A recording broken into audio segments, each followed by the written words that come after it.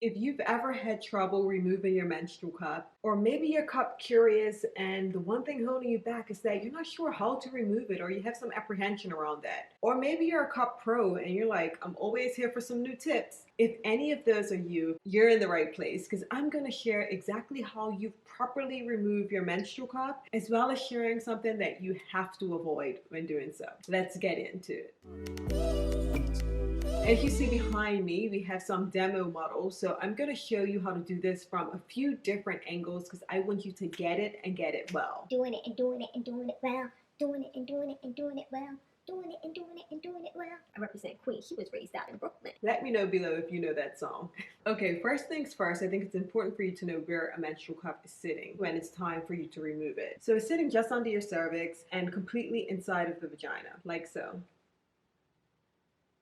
And from another angle, it's completely inside. So you want to ensure when it is in that the stem is not sticking out from the bottom. Not that it's going to do any harm, it's just that it's unlikely to create a proper seal and it may not be as comfortable as it can be. Usually when it isn't completely, meaning stem's not hanging outside the vulva, it's quite comfortable, and if it's a good menstrual cup for you, you may not even realize it's there once it's inside. And I know a concern many people have is, what if I can't find my menstrual cup? And that's why I wanted to bring this model here, because it's completely inside and from the bottom you can't really see it, right? That's even if we open it up, you still don't really see it. You can see it now if I do this. But I want you to understand that the cup itself cannot go beyond your cervix. As shown on a similar model, but that's got some transparency here where you can actually see it, you see that even if the cup were to slide up some, it cannot go beyond your cervix right here. But the key in it all is to relax. Relax your muscles, relax your mind, because when you are panicked, your muscles clench and your muscles down there clench as well, which will make it more difficult for you to get it. So if you are having a hard time, especially if you have like a high cervix, which means that the cup does have more room to go up a little higher, but again, it wouldn't get lost and like travel through your body, you have peace of mind knowing that you'll get it. So step number one is to relax. And high cervix friends out there, don't worry, I got you covered with a tip as well.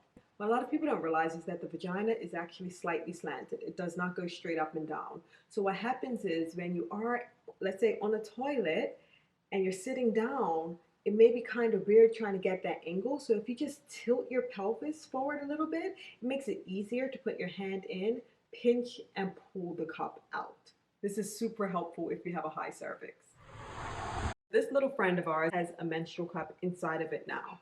So when you go to remove it, of course you want to make sure your fingers are clean so they're washed, your hands are washed. And when you feel for the cup, you want to press against it gently, pinching the base because you want to release the suction. And then once you do that, you want to pull it out slowly while keeping it upright. So you want to pull it out.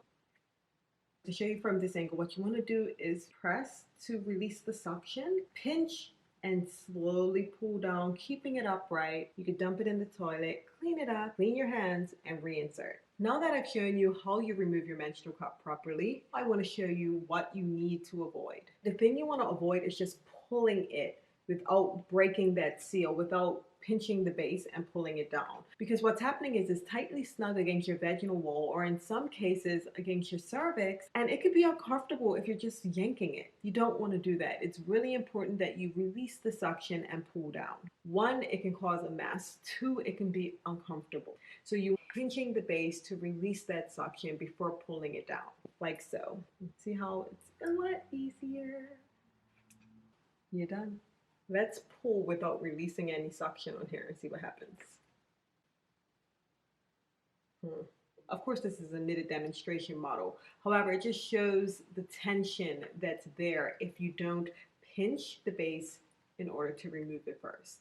Have you ever had issues removing your cup? Have you been afraid of removing your cup? If you are a cup pro, what tips do you have? Make sure you include them below. My name is Ganette Jones, founder and CEO of Best Period. If you found this video helpful, make sure that you give it a thumbs up. And if you're into learning things about your body and menstrual cycles and menstrual cups, make sure you're subscribed to this channel. We'll chat next time. Bye-bye. And then you're gonna pull it out. And this is why things that are knitted are not your buddy.